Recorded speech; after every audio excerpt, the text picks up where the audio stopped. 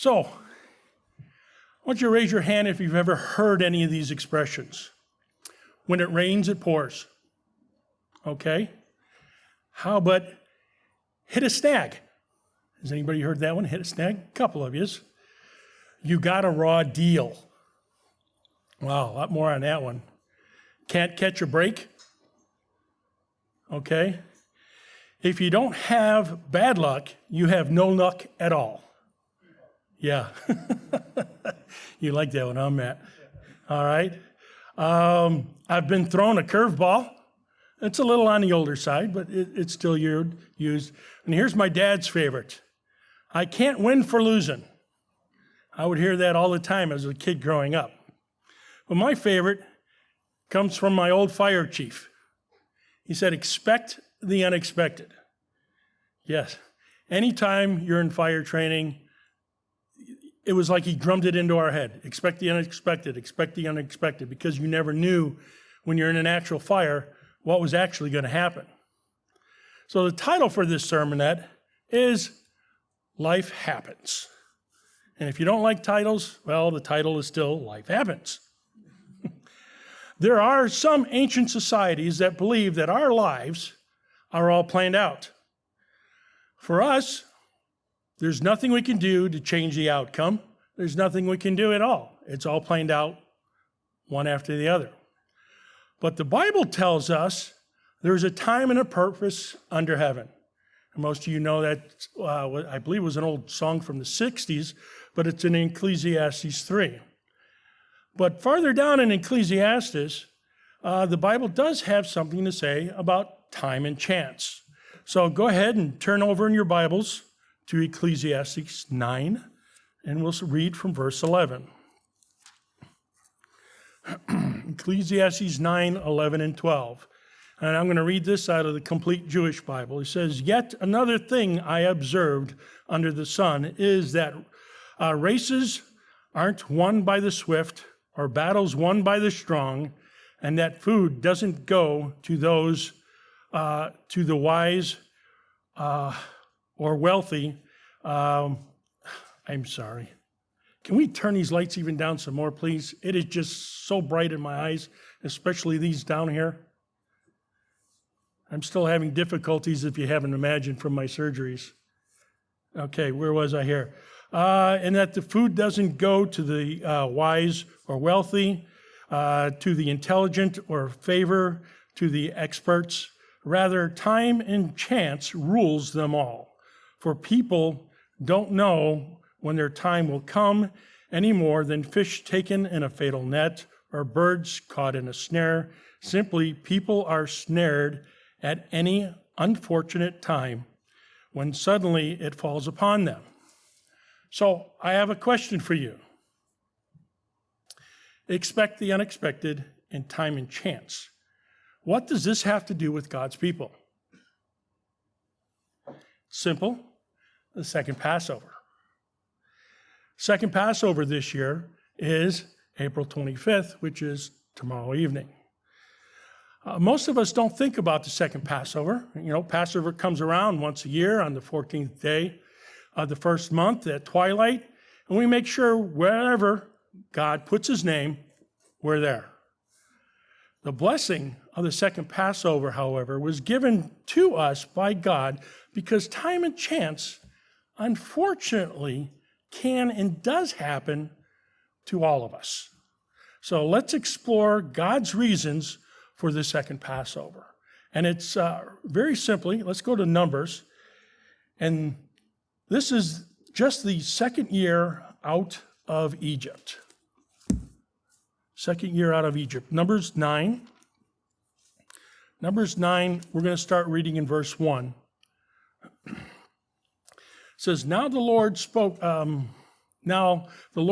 to Moses in the wilderness of Sinai in the first month of the second year after they had come out of the land of Egypt, saying, Let the children of Israel keep the Passover at its appointed time. On the 14th day of this month at twilight, you shall keep it at its appointed time. According to all its rites and ceremonies, you shall keep it. Verse 4, so Moses told the children of Israel that they should keep the Passover. And they kept the Passover on the 14th day of the first month at twilight in the wilderness of Sinai, according to all that the Lord commanded Moses.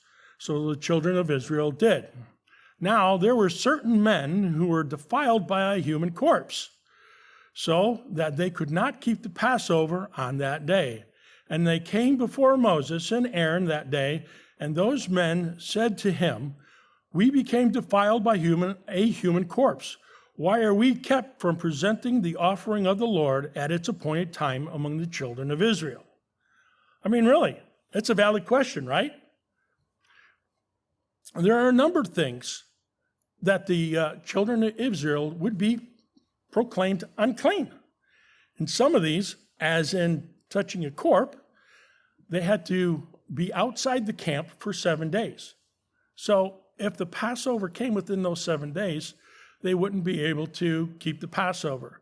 And you could read that in Numbers 19, verse 11. It says, in doing so, they would miss the Passover, which was commanded to them. The concept of uncleanness is mentioned in Corinthians in regards to the Passover, and it's also told when we're to examine ourselves. Even Christ at his last Passover told his disciples that they were not all unclean. I mean, you can reference the story of Judas Iscariot. Uncleanness is a topic for another message, but truly it is something that you should study into, because when you look at it, it's really interesting how, uncleanness took them away from God. Let's continue in the story in verse 8. It says, and Moses said to them, stand still that I may hear what the Lord will command concerning you. Then the Lord spoke to Moses, saying, speak to the children of Israel, saying, if any one of you or your posterity is unclean because of a corpse, or is for away on a journey, he may still keep the Lord's Passover. So here we have the two reasons that God gave in the Bible. To be defiled by a corpse, we can consider uncleanness in any way part of that, or if you are far away on a journey. Verse 11 says, on the 14th day of the second month at twilight they may keep it. They shall eat it with unleavened bread and bitter herbs. Verse 12, they shall leave none of it until the morning, nor break one of its bones according to the ordinance of the Passover. They shall keep it. God, in his loving mercy and understanding, gives us the opportunity of the second Passover, if we need it. And that's if we need it. The reasons must be legitimate. I forgot. I'm tired. I can't get off of work. We have to make an earnest effort to make the Passover, to be at that first Passover. Our human reasonings and justifications don't allow us a valid reason to take the second Passover. It's a commitment. It's part of reconciliation with God, with Christ, with man. It's part of our marriage covenant. Each year, we sit and renew our baptism as a family, as the bride of Christ. When we get baptized, we are baptized by ourselves. We become into a family that we are now part of his bride. That is part of our commitment. Commitment to God, commitment to Christ, and a commitment to each other. But with all things, there's a warning. Let's start reading in verse 13. But the man who is clean and is not on a journey and ceases to keep the Passover, that same person shall be cut off from among the people, because he did not bring the offering of the Lord at its appointed time. That man shall bear his sin. And if a stranger dwells among you and would keep the Lord's Passover, he must do so according to the rite of the Passover and according to its ceremony. You shall have one ordinance, both for the stranger and the native of the land. So we see, once again, God is not a respecter of a person. But God shows us the Passover is so important, and he knows life will be tough. Life will throw us a curveball every now and then, and he gives us a second chance to keep his Passover. Remember Ecclesiastes 9:11. Time and chance rules them all. That includes you and me.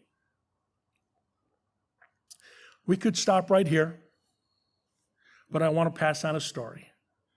This story was given to me by Mrs. Luker, and it illustrates this point. So it's a modern example, well, so-called modern example. It happened in 1968. In 1968, as in 1968, the Passover was on Friday night, same as this year that we kept the Passover. A couple of people from New Zealand were taking the Wanahi Ferry from the South Island to the North Island for Passover and the Days of Unleavened Bread. Now, most of this information is straight from the New Zealand history. That's nzhistory.govt.nz. Okay? There was 730 passengers and crew on board. Storm warnings had been issued, but rough seas were nothing new in Cook Strait. As it turned out, the Wanahi was about to sail into one of the worst storms ever recorded in New Zealand. The ship reached Cook Strait as tropical cyclone Giselle swept south and collided with the southerly front. The combination of the warm tropical air and the cold air dragged up from Antarctica produced exceptionally violent turbulence. At 9:50 a.m. on the morning of the 10th of April, Captain H.G. Robinson decided to enter Wellington Harbor. The wind was blowing at over 50 knots, but vessels had entered the harbor in stronger winds before. Just as the Wanahi reached the narrow funnel of the harbor entrance, however, the winds sped suddenly, increasing to over 100 knots. Shortly after 6 a.m., the Wanahi's the radar system failed, and a huge wave slammed into the ship, throwing many people on board off their feet. Now, side on to the throwing waves, the vessel was pushed towards the notorious Barrett Reef on the western side of the harbor entrance. For 30 minutes, the Wanahi fought the waves as Robinson apparently attempted to turn his ship back out to sea in poor visibility. At about 6:35 a.m., unaware his location, the captain ordered full astern. At 6:40 a.m., the vessel reversed into Barrett's Reef. The starboard propeller was knocked off, and the port engine stopped shortly after.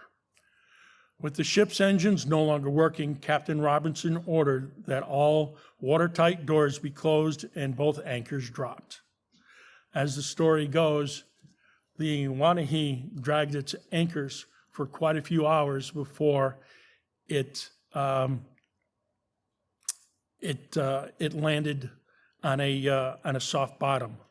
The Wanahi dragged its anchors and gradually drifted further up the harbor past Point Dorset. Despite being close to shore, the weather made it impossible for rescuers to reach the ship from land. The tug Tapui, set off from Queen's Wharf, had reached the Wanahi at about 11 a.m. By 11:50, the tug had secured a line to Wanahi and an attempt was made to tow the ferry to safety, but the line quickly gave way. Other attempts to get the line to the Wanahi failed.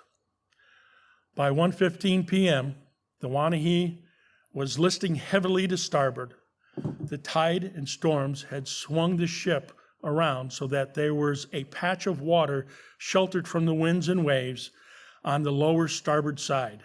Just before 1:30, the order was finally given to abandon ship.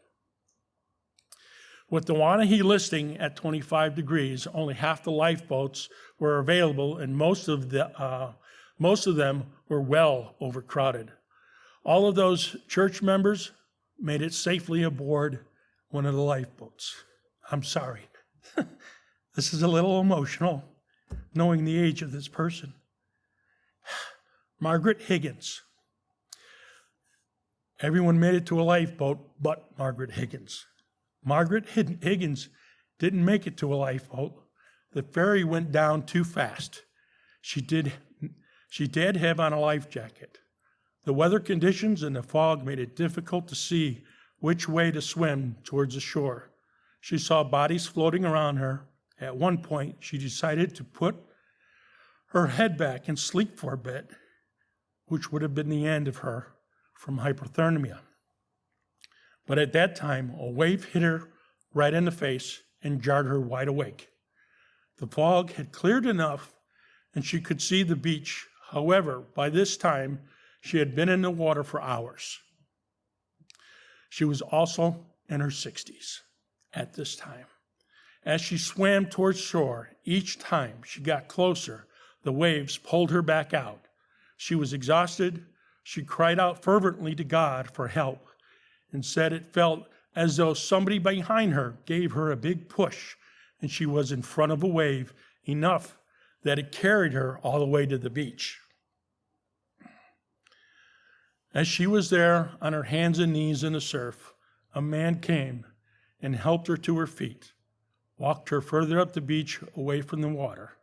Margaret was so exhausted that her head was just hanging. She never looked up at the man's face. As he sat her down, told her somebody else would be coming to help her, and he began to walk away. It was only then that Margaret looked up, and as she did, she saw the figure of a man simply fade away. Shortly after that, rescuers came and helped her. She was not seriously injured and lived well into her 90s. Obviously, the second Passover was incredibly meaningful to Margaret. It's a wonderful story of God's love and mercy for one of his dedicated children. Though she was not able to take the first Passover due to time and chance, she was most certainly passed over and spared from the death angel. Talk about a legitimate reason to miss the second Passover.